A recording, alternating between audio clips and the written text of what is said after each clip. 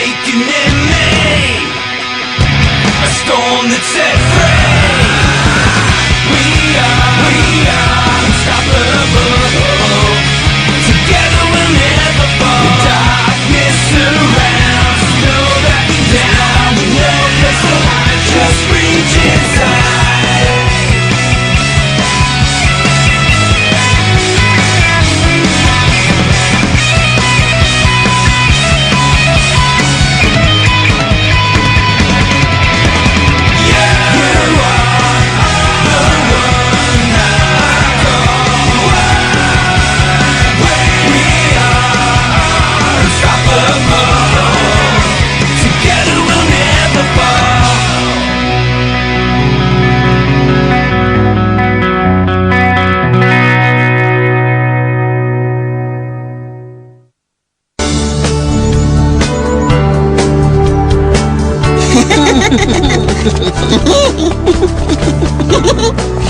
So easily entertained. I'm so happy that you're finally up and around and feeling better, Klook. For a while there, all of us were afraid you'd never wake up.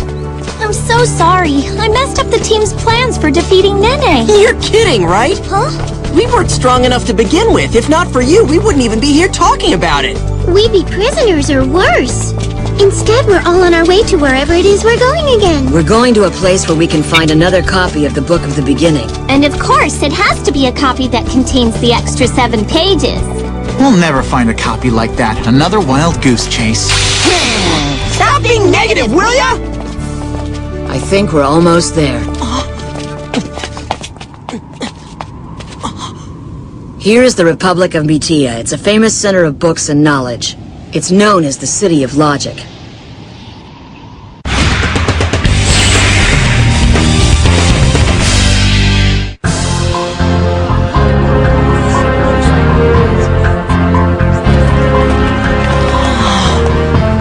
I never even knew a place like this existed. I can tell you all about it. How do you know? You never know anything. Well, Mr. Pointyhead, I know about this. The whole city is like a giant library. They have books and papers from all over the world covering every little thing you can imagine. Most people here earn their living by buying and selling books or cataloging information. Scholars flock to this city and spend hours debating each other. Although it's not the original, there's a copy of the Book of the Beginning that's close to the original, and it's kept here in the National Library. It should suit our purposes. Go ahead, library's giving me a headache.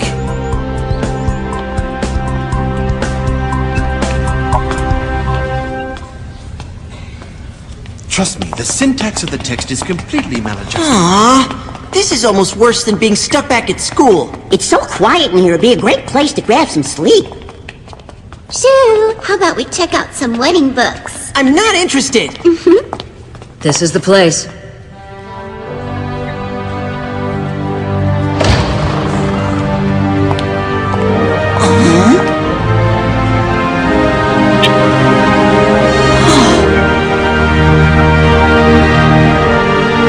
This way.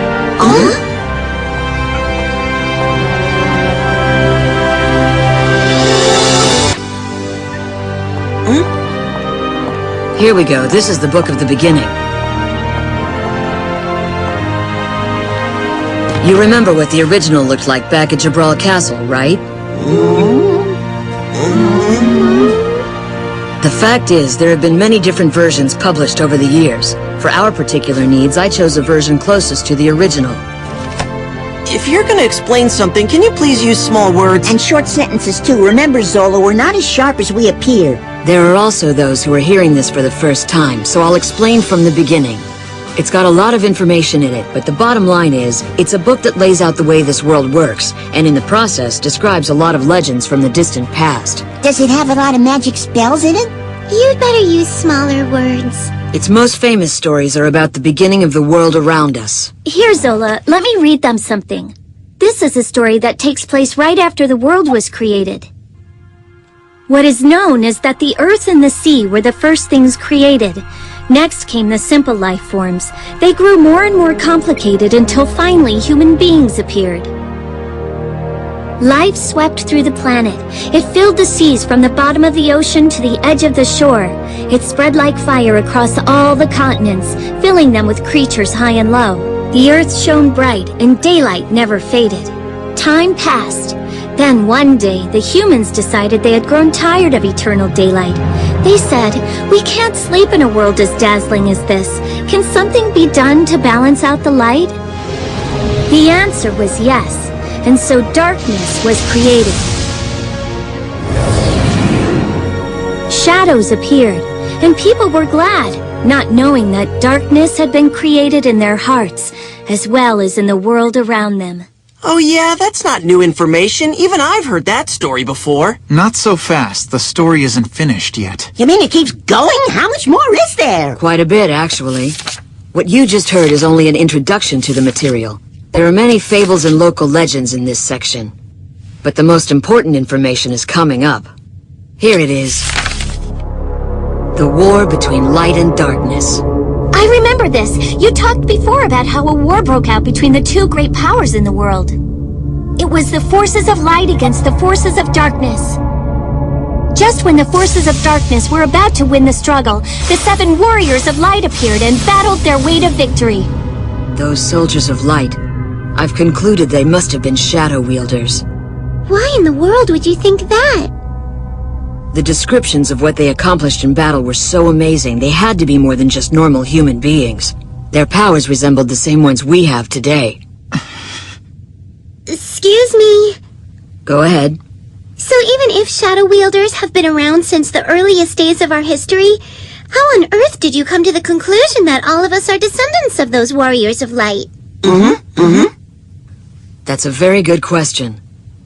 As most of you know, Jiro and I have been on our quest for quite a while now. We looked everywhere for ancient ruins that might be linked to the 7 warriors of light. Everywhere? Like back home? Yes, there in the caverns. That's why we were in your village. The legends say each warrior has his own set of ruins. The one we found gave us exactly what we were looking for.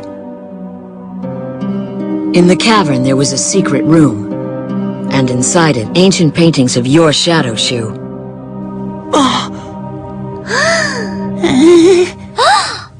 It's undeniable proof. You and all the people at this table are descendants of the 7 soldiers of light. Wait just a minute. Shouldn't we be out looking for the 7th descendant? We don't even know if a 7th descendant exists, and besides that, we haven't found any more ruins with clues. That last warrior could show up anywhere and we wouldn't know. We have no idea what he or she even looks like.